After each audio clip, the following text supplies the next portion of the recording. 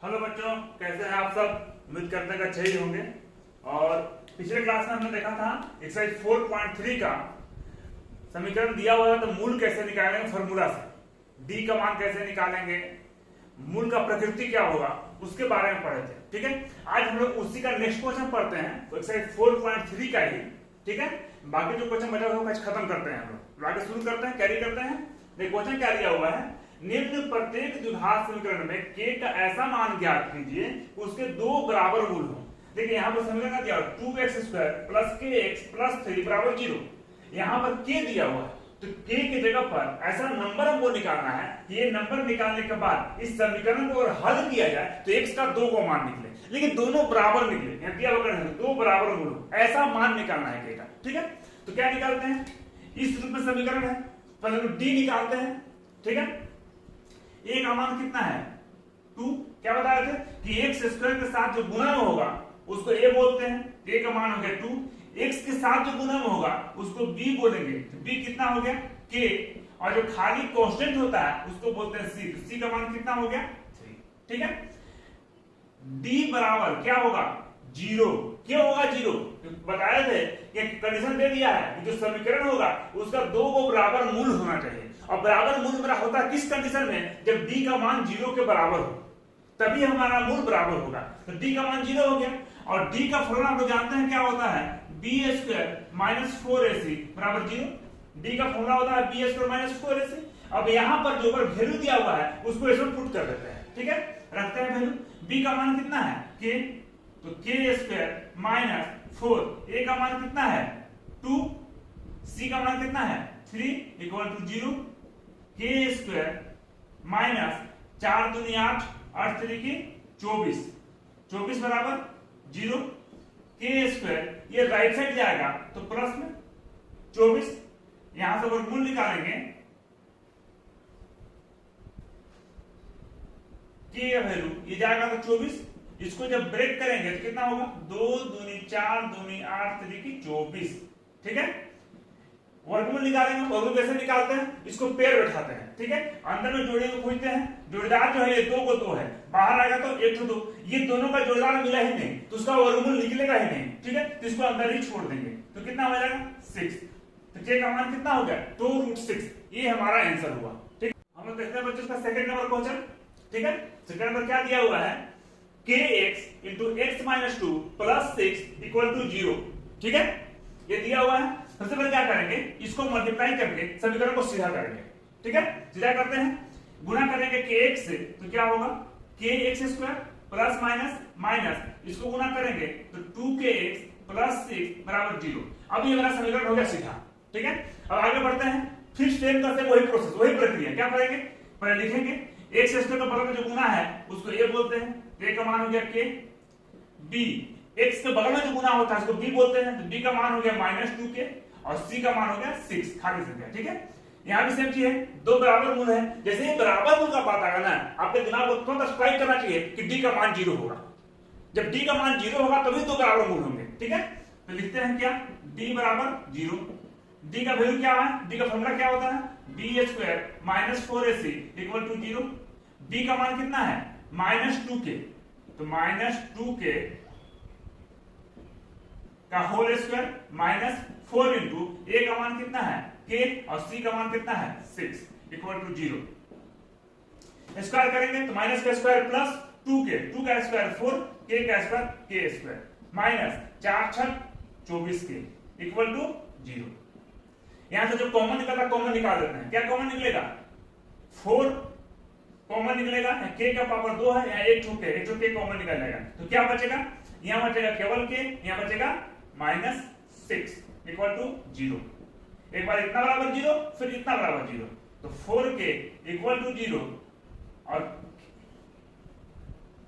k minus 6 equal to 0, तो k बराबर 0/4 तो बराबर 0, और यहाँ पर k हो जाएगा तो 6।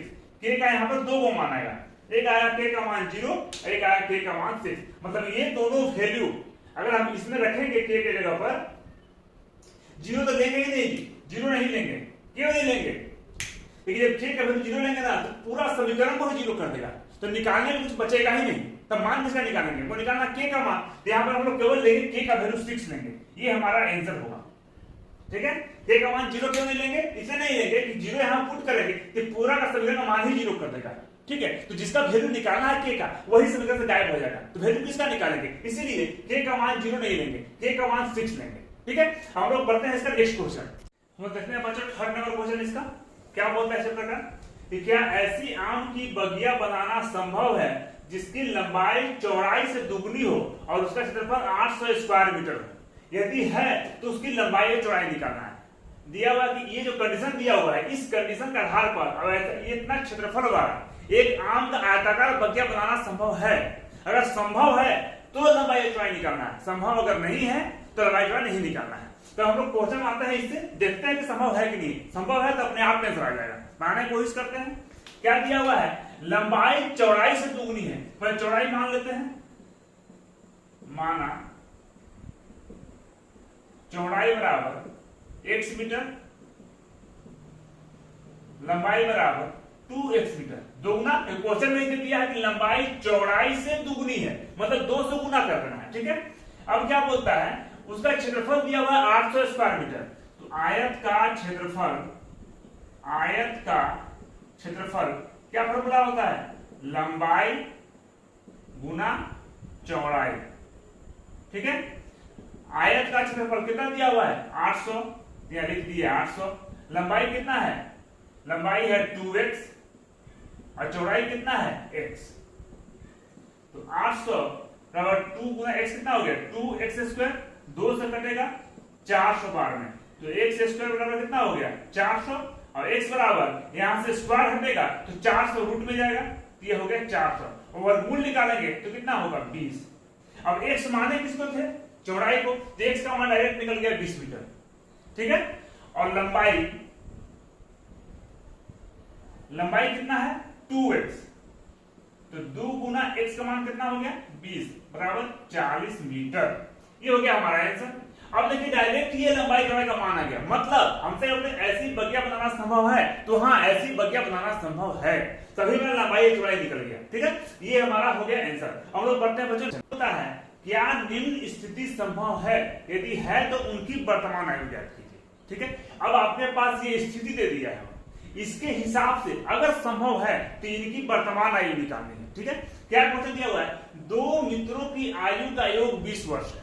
कोई 2 मित्र हैं, उनको जितनी उम्र है उनकी दोनों की, उन दोनों को उम्र को जोड़ दिया जाए तो 20 वर्ष होगा, ये दिया हुआ है। और फिर अगला कंडीशन क्या है कि 4 साल पहले उनकी आयु का गुणनफल 48 था। ठीक है, तो अगर ये कंडीशन दिया हुआ है, इस कंडीशन में अगर संभव है तो उनकी वर्तमान आयु निकालना है, और नहीं संभव है तो लिख देना है कि वर्तमान आयु निकालना संभव नहीं है। ठीक है, निकालते हैं हम लोग। तो माना एक मित्र की आयु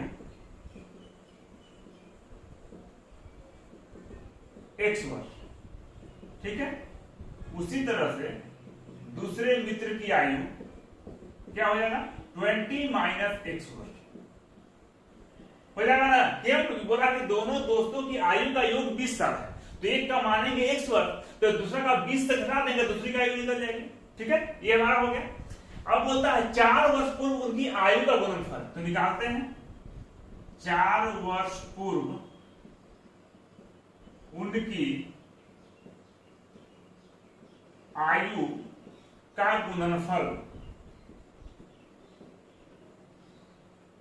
कितना होगा गुणनफल, देखते हैं। 4 साल पहले, 4 साल पहले उनकी आयु निकालते हैं, तो अभी वर्तमान आयु एक मित्र की 1 साल है, तो 4 साल पहले कितनी हो जाएगी उसकी आयु x माइनस 4। ठीक है, एक मित्र दूसरे मित्र की आयु जो है वो 20 माइनस x वर्ष है वर्तमान आयु, तो 4 साल पहले कितना हो जाएगी, तो घटा देंगे 20 माइनस x में से घटा देंगे 4 साल। अब बोल रहे ये दोनों को गुना करने पर 48 आना चाहिए, ये क्वेश्चन में दे दिया हुआ है, लिख दिया 48। अब इसको हल करते हैं, तो x माइनस 4, यहां देखिए ये अंक एक साथ है, तो प्लस माइनस माइनस घटाएंगे तो कितना हो जाएगा 16 माइनस x बराबर 48। अब गुना करते हैं, x को गुना करेंगे 16 से तो 16x plus minus minus x गुना x x स्क्वायर, फिर माइनस प्लस माइनस 4 गुना 16 64 माइनस माइनस प्लस 4 गुना x 4x, इक्वल टू 48। ठीक है, सबको एक तरफ ले आते हैं, इस सबको उठा के एक तरफ ले आते हैं। माइनस एक्स को राइट साइड ले आएंगे तो प्लस एक्स स्क्वायर, यहाँ 16x है, यहाँ 4x है, दोनों प्लस प्लस में है, जुटेगा तो 16 और 4 20x। ठीक है, प्लस में राइट साइड जाएगा तो माइनस 20x, माइनस 64 है, राइट साइड जाएगा तो प्लस 64 और प्लस 48 पहले से ही है, बराबर कितना बच गया इधर 0। तो एक्स स्क्वायर माइनस 20x, इसको जोड़ेंगे तो कितना हो जाएगा 8 4 12 का 2, हमसे 11 112 बराबर 0। ठीक है, ये हमारा हो गया। अब भाई बनाएंगे कैसे इसको, तो क्या करेंगे, पहले तो डी का मान निकालेंगे। ठीक है, डी का मान से चल जाएगा पता कि डी का मान कितना आ रहा है और ये इनका वर्तमान आयु निकालना संभव है कि नहीं है। ठीक है, तो निकालते हैं। ए का मान कितना है, क्या बताते हैं, एक से जो गुना है उसको ए बोलते हैं, इसके बगल में कुछ भी गुना नहीं है तो 1 है, तो 1 हो गया। बी का वैल्यू कितना होगा, एक्स के साथ जो गुना होता है उसको बी बोलते हैं, तो बी का मान कितना हो गया माइनस 20, और सी का मान जो खाली कांस्टेंट संख्या होगा राशि का उसको सी बोलते हैं, सी का मान कितना हो गया 112। ठीक है, अब उठाते हैं डी बराबर बी स्क्वायर माइनस 4ac, ये फॉर्मूला होता है। बी का मान कितना है माइनस 20, तो माइनस 20 का स्क्वायर माइनस 4, ए का मान कितना है 1, तो 1, और सी का मान कितना है 112, तो ये हो गया 112। स्क्वायर करेंगे तो माइनस 20 का स्क्वायर 400, माइनस 4 एकम 4, और 4 को गुना करेंगे 112 से तो जाएगा 448, तो घटाएं कितना होगा माइनस 48। तो डी का मान क्या है 0 से छोटा है। अब आपको जो हम नेचर ऑफ रूट्स पढ़ाए थे, मूलों की प्रकृति, उसमें याद कीजिए कि नेचर ऑफ रूट्स पता करने का 3 कंडीशन था। एक तो कि डी का मान 0 से बड़ा होगा तो मूल निकलेंगे, 2 भिन्न मूल निकलेंगे। ठीक है, दूसरा था कि डी का मान अगर 0 होगा तो 2 समान मूल निकलेंगे। तीसरा कारण कहता है कि डी का मान अगर 0 से छोटा होगा तो कोई मूल नहीं होगा। यहां पर तीसरा वाला कंडीशन आ रहा है कि डी का मान 0 से छोटा है, और जब डी का मान 0 से छोटा है तो इसका मूल निकालना संभव नहीं है, और जब इस समीकरण का मूल निकलेगा ही नहीं मतलब इनकी वर्तमान आयु निकालना संभव नहीं है। ठीक है, इसलिए आप लिख देंगे इनकी वर्तमान आयु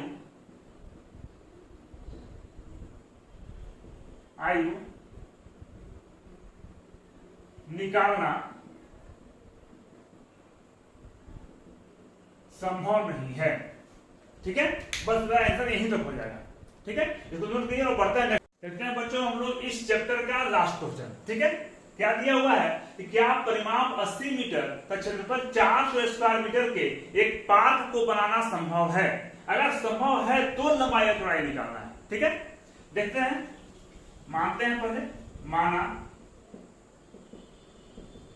लंबाई बराबर x मीटर और चौड़ाई बराबर y मीटर। ठीक है, ये मैंने मान लिया। अब पहला कंडीशन जो है क्या दिया हुआ है, परिमाप दिया हुआ है, तो आयत का परिमाप बराबर क्या होता है, 2 गुने लंबाई जोड़ चौड़ाई। आयत का परिमाप कितना दिया हुआ है 80 मीटर, तो 80 बराबर 2 गुने लंबाई कितना है x और चौड़ाई कितना है y, 2 से कटेगा 40 बार में, तो x प्लस y बराबर कितना हो गया 40। ये हो गया समीकरण 1। ठीक है, अब आते हैं केस सेकंड में। केस सेकंड में क्षेत्रफल दिया हुआ है तो आयत के क्षेत्रफल का फॉर्मूला लगाता है। ठीक है, तो आयत का क्षेत्रफल बराबर क्या होता है लंबाई गुने चौड़ाई। क्षेत्रफल कितना दिया हुआ है 400 और लंबाई गुने चौड़ाई कितना है x गुना y। ये समीकरण 2 हो गया।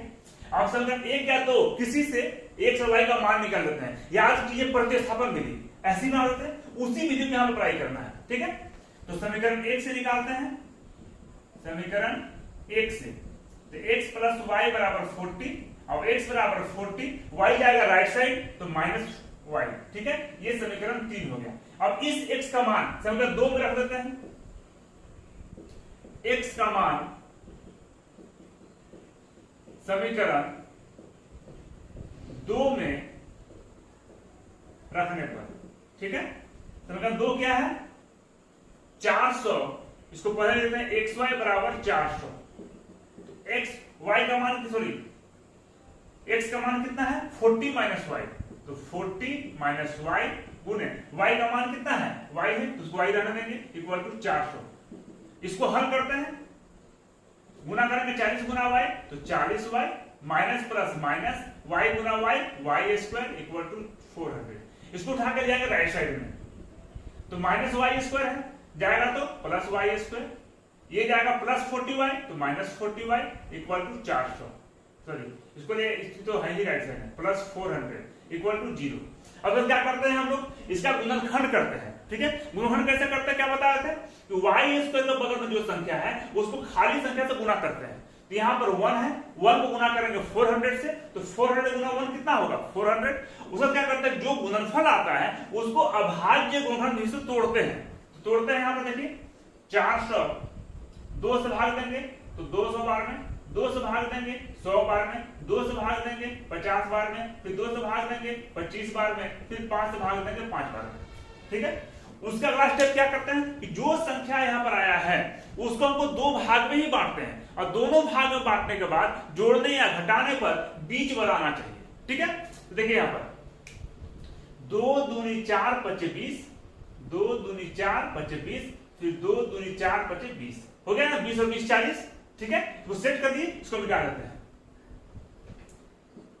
Y square minus 20y plus 400 बराबर 0। ठीक है, यहां से y कॉमन निकालेंगे तो कितना हो जाएगा y माइनस 20, यहां से फिर माइनस क्या कॉमन जाएगा 20, क्या कितना बचेगा y माइनस 20 इक्वल टू 0। तो y minus 20 into y minus 20 equal to 0। पहले मैं गुणनखंड बता चुका हूं आपको, क्या एक बार इतना बराबर 0 फिर इतना बराबर 0, तो y माइनस 20 इक्वल टू 0 और y माइनस 20 इक्वल टू 0। तो y का मान 20, यहां भी y बराबर 20। ठीक है, 20 मीटर आ गया। अब मैं करते हैं इस y का मान, तो अगर किसी भी 1 2 3 किसी भी रखते हैं। ठीक है, तो हम लोग 3 में रखते हैं, तो y का मान समीकरण 3 में रखने पर, ठीक है, समीकरण 3 क्या है, x बराबर 40 माइनस वाई, तो 40 y का मान कितना है 20, अब घटा देंगे तो x बराबर 20 मीटर। आंसर, ये भी आंसर ये भी आंसर। देखिए हमसे क्या पूछा लंबाई चौड़ाई, लंबाई किसको माना है x को, तो x का मान कितना आया है 20, मतलब लंबाई हो गया 20 मीटर आंसर। चौड़ाई किसको माना है y का मान कितना आया वो भी 20, मतलब लंबाई और चौड़ाई दोनों जो है वो होगा 20 मीटर का। ठीक है, ये हमारा हो गया आंसर और द्विघात में चैप्टर खत्म। ठीक है, हम लोग नेक्स्ट वीडियो में बच्चों मिलेंगे नेक्स्ट चैप्टर के साथ। मैं बार बार बोलता हूं, जो मैं पढ़ा रहा हूं जिसका वीडियो आप देख रहे हैं, इस क्वेश्चन को वीडियो देखने के बाद समझने के बाद खुद से रिवीजन करने का प्रयास करें।